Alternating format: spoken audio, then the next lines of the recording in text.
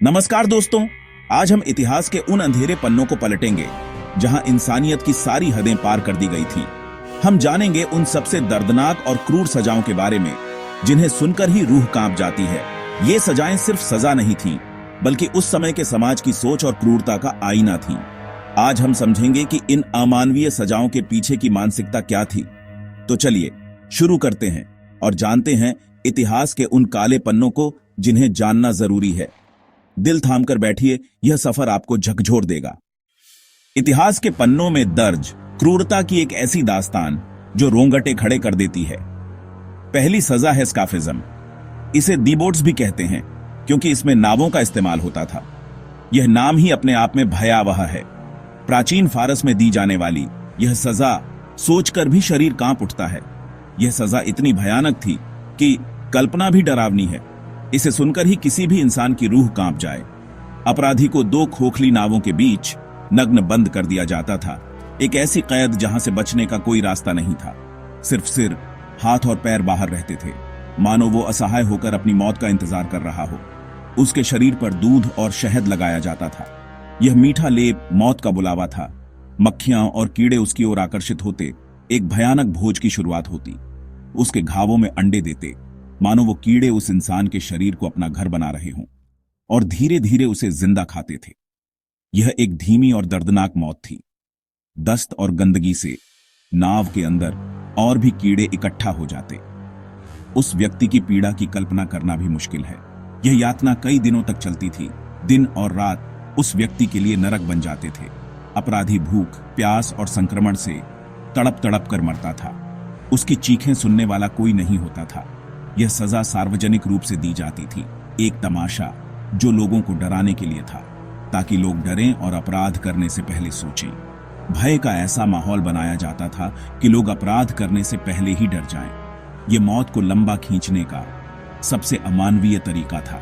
इंसानियत को शर्मसार करने वाली यह सजा इतिहास के काले पन्नों में दर्ज है। स्काफिज्म हमें दिखाता है कि जब शक्ति का दुरुपयोग होता है तो इंसानियत किस हद तक गिर सकती है। यह एक चेतावनी है कि हमें हमेशा न्याय और करुणा का साथ देना चाहिए।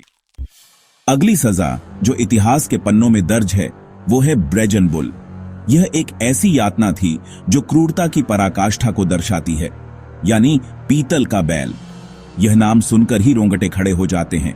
प्राचीन ग्रीस में बना यह उपकरण उस समय की क्रूरता और अमानवीयता का प्रतीक है। यह सिर्फ एक सजा नहीं थी, बल्कि एक भयानक तमाशा था। यह एक विशाल खोखला बैल था जिसे पीतल से बनाया गया था। इसकी बनावट ऐसी थी कि यह देखने में जितना भव्य था उतना ही भयानक भी, जिसमें अपराधी को बंद कर दिया जाता था। उस दुर्भाग्यशाली व्यक्ति को इस पीतल के दानव के भीतर कैद कर दिया जाता था, जहां से बचने का कोई रास्ता नहीं था। फिर उस बैल के नीचे आग लगा दी जाती थी। धीरे धीरे आग की लपटें उस पीतल को तपाने लगती थीं। आग की गर्मी से पीतल तपता और अंदर का तापमान असहनीय हो जाता, और अंदर का व्यक्ति धीरे धीरे भुनता था। उसकी हर एक सांस के साथ दर्द बढ़ता जाता था, और अंत में वह मौत के आगोश में समा जाता था। उसकी चीखें बाहर बैल की आवाज जैसी सुनाई देती थीं। यह उस सजा की सबसे भयानक विशेषता थी जो पीड़ित की पीड़ा को और भी बढ़ा देती थी। इस डिजाइन का मकसद था पीड़ित की चीखों को मनोरंजन में बदल देना, क्रूरता की हद। यह उस समय के शासकों की संवेदनहीनता और क्रूरता का एक जीता जागता प्रमाण है। कहा जाता है इसके आविष्कारक पेरिलॉस को भी इसी बैल में डालकर मारा गया था। यह एक विडंबना ही थी कि जिस व्यक्ति ने दूसरों के लिए यह भयानक यंत्र बनाया वह खुद भी उसका शिकार बना। ब्रेजन बुल सिर्फ सजा नहीं, बल्कि शक्ति और अहंकार का प्रतीक था। यह दर्शाता है कि सत्ता में बैठे लोग अपनी शक्ति का दुरुपयोग किस हद तक कर सकते थे। यह दिखाता है कि इंसान अपनी रचनात्मकता का इस्तेमाल पीड़ा देने के लिए भी कर सकता है।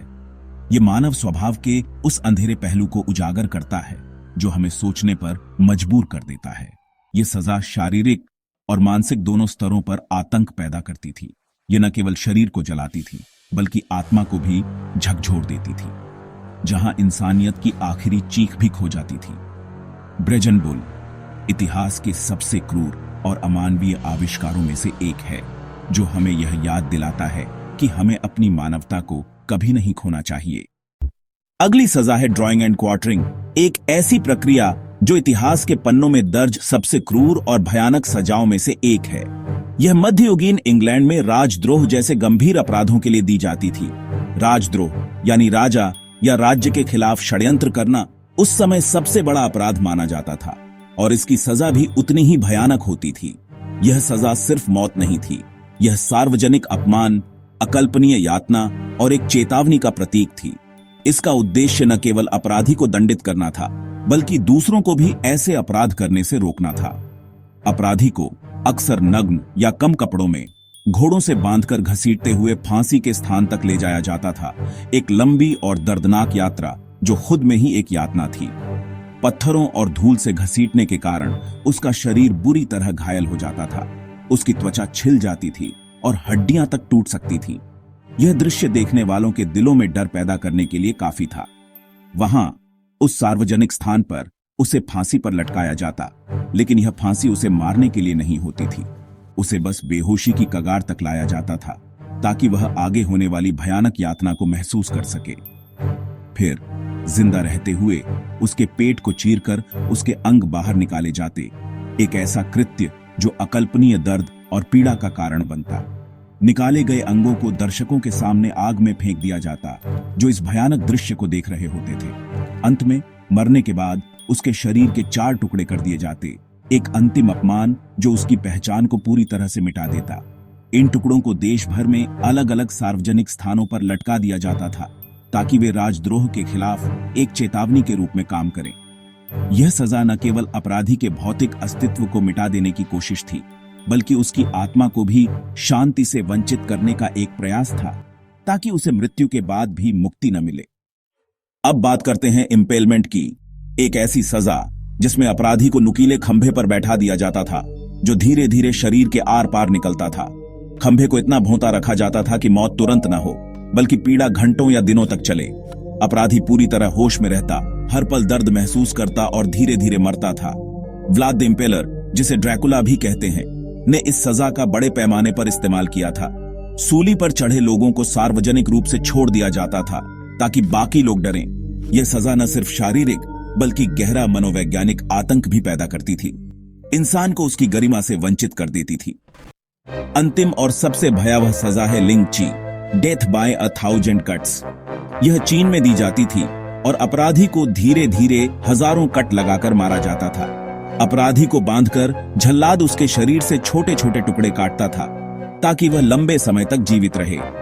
पहले कम महत्वपूर्ण हिस्सों से कट लगाए जाते, हर कट के साथ दर्द बढ़ता जाता।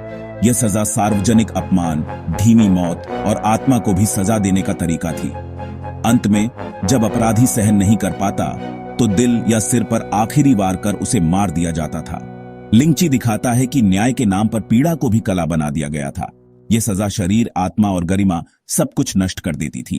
तो दोस्तों, ये थीं इतिहास की सबसे दर्दनाक और क्रूर सजाएं, स्काफिज्म से लेकर लिंगची तक। इन सजाओं ने दिखाया कि इंसान पीड़ा देने के लिए किस हद तक जा सकता है।